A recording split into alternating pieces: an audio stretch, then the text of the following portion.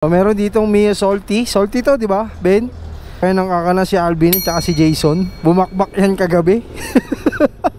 Tapos si Alvin nag-overtime. Pumunta ng Ador. Durian ba? Mga par 59 all stock tong Mia Salty. Yan, tinatrabaho na nila. Yan. Boss, 59 all stock yan?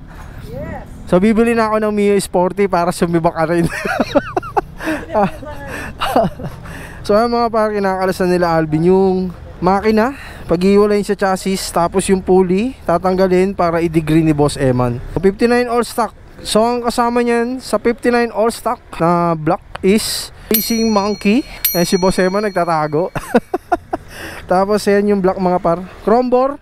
Yes, Chrombor yung block na Racing Monkey. Yan, shoutout sa Racing Monkey mga par.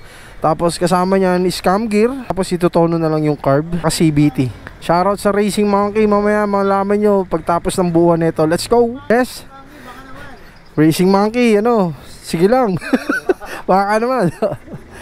So malapit na mabuo yung 59 all stock na Mia Salty mga par. Ang block niya is Racing Monkey.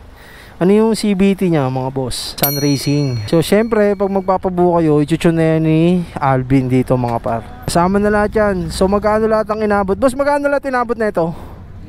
8K. So 8K lang mga par. 59 all stock head. Tapos naka port and polish na head by Alvin Works. May testing na natin to. Binubulang nila Alvin. So let's go mga par. Tapos na yung Mia Sporty na 59 all stock. Ang block na ito is Racing Monkey.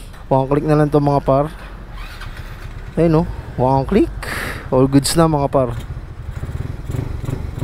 Ay, ang sarap ihataw. Parang may bagong tatagos na naman kay Rosie.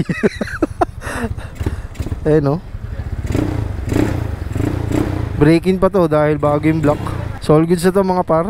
So yan, sa mga gusto magpakarga dito sa Jeg, punta lang kayo mga par. So lagi nyo supportahan ng Jeg Motorworks. Let's go, peace out.